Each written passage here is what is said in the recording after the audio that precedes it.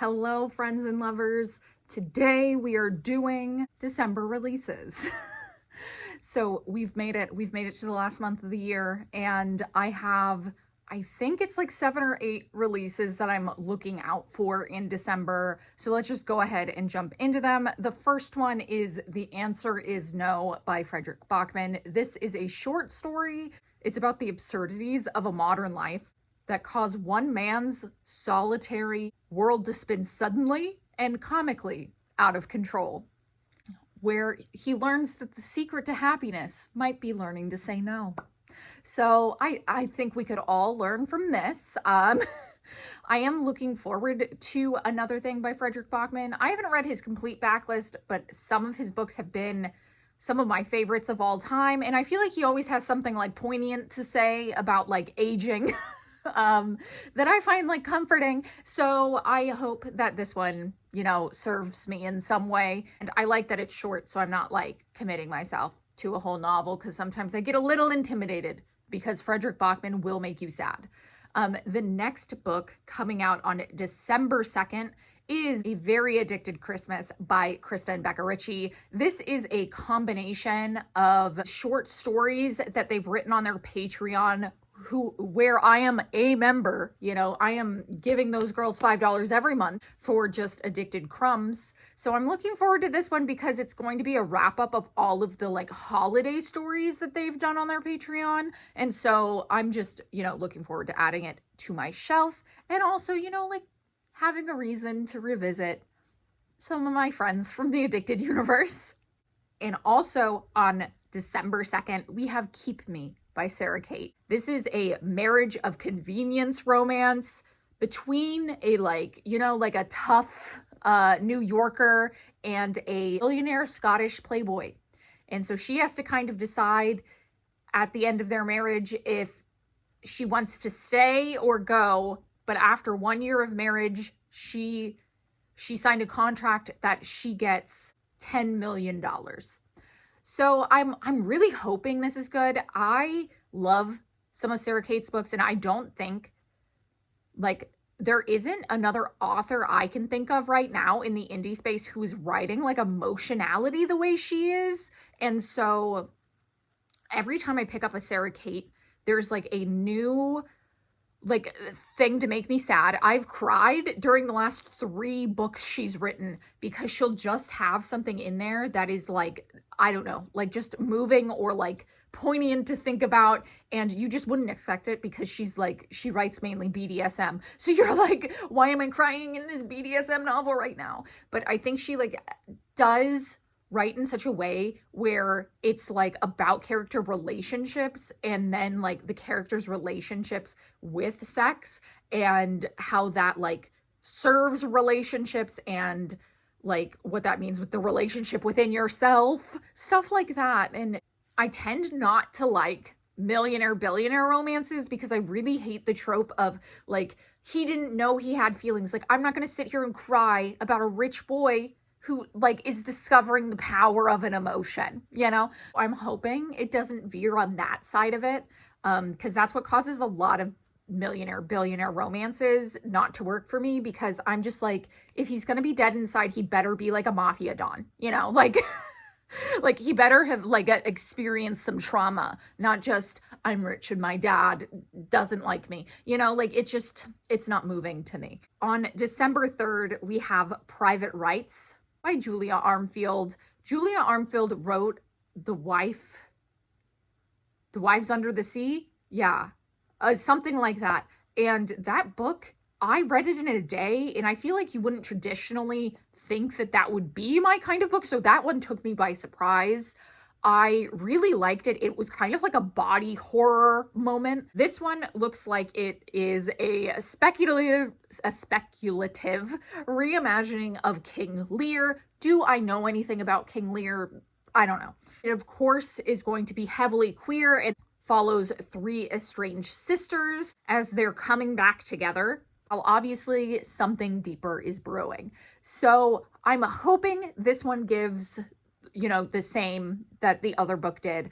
I do have a lot of faith in her, and I feel like you can see the inner cogs of a person churning So I'm both excited and scared because how dare anyone make me feel an emotion. Moving on to December 10th, we have Monsoon Rising by Thea Guzman. This is the sequel to the Hurricane Wars. And have I read the Hurricane Wars yet? No.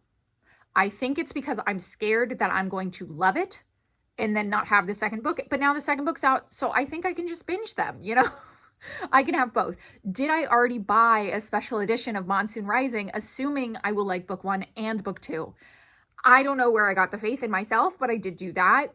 It is a Reylo, like, inspired story, and so obviously I might like Star Wars a little bit, so I'm really hoping that this is a win for me. You know, like, I feel it in my bones that it could be, so hopefully. And then on December 13th, we have A Pack for Winter by Elaine Lee. This is a wintry themed Omegaverse. I just read the first book in the Cozyverse, and it was a autumnal themed Omegaverse. And so they're doing each season, but this year they're doing fall and winter, and then they're revisiting the Cozyverse in 2026 and are going to do spring and summer. So I don't know, there's something about that just fun to me. And the first one was very like lighthearted, very pumpkin spice latte-y. So I'm looking forward to this one because it just seems to be like Omegaverse but cozy, because I feel like Omegaverse can get kind of like intense sometimes. So this is just a more, you know, lighthearted Omegaverse, but it looks like this one's going to be serving small town goodness about a 5th grade teacher who falls for a music teacher and his partner, and also the grumpy electrician. So, I mean, what's there not to love? I'm already like predicting that the grumpy electrician's going to be my favorite. So, and then also on December 13th, we have Jolly Cupid by Sarah Blue. Sarah Blue has been writing these novella series that follow Cupids for probably about a year now, and they tend to cover, you know, different holidays. We've had, of course, Valentine's Day. We had St. Patrick's Day. We had Father's Day. And now we're having Christmas. Hopefully I didn't miss one in there. I think this is the 4th one. So this one follows Candy, who is a Cupid who is out looking for revenge. And she is not in the Christmas spirit. She is, however, in the mood for making men plead on their knees for forgiveness. This just sounds like a fun time. Like, who doesn't want a little novella about some revenge, you know? So I'm really looking forward to this one. It should be a quick read. I do still need to read the Father's Day one. That one was just, I just wasn't in the mood for it around Father's Day, you know? So I will pick that one up and then pick this one up because they're all like semi-connected. Like, they'll mention like the other characters in them, but you know, so I'll pick it up, see how it is. I don't think these are like, you know, like 5-star novellas, but they're fun. And I enjoy a good Sarah Blue time. And then on December 17th, we have North is Night by Emily Rath. Emily Rath is the author of Pucking Around, one of my favorite romance novels, so I'm looking forward to this one. This is a sapphic romantasy that is based on Finnish folklore and is about 2 friends on an adventure to the underworld. The story mainly centers around all of these girls that are going missing, and so obviously the 2 friends are trying to figure it out. So it kind of has like a mystery element, an adventure element, and I'm sure some swoon-worthy romance if Emily Rath has anything to say about it. I have heard that this one is a little bit more of a slow burn for Emily Rath, and that we're expecting book 2 to be a little more romance heavy than this one is, but I'm still really looking forward to this. And one, I love that Emily Rath is like so committed to getting queer stories out there. Obsessed. I'm gonna read, or at least attempt to read, everything she's written. And then my prayers have been answered because on December 24th, Heavenly Tyrant is finally coming out. If you don't know, Iron Widow was a book that felt like it was my brain's child, you know? because there is something within me that loves giant fighting robots, that also loves polyamory, who loves a good Asian-inspired fantasy setting.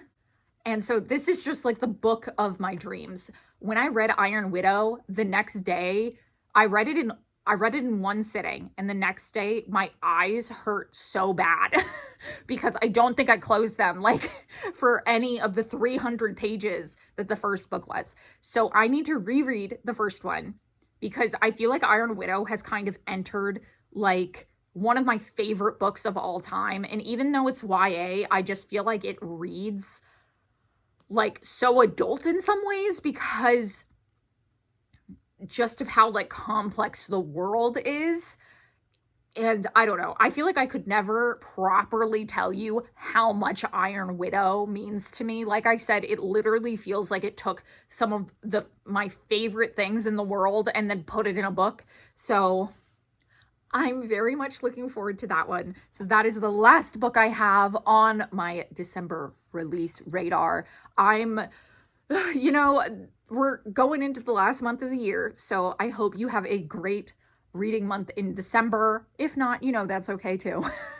We can do other things sometimes, I swear. I will be reading. So anyway, thank you so much for watching.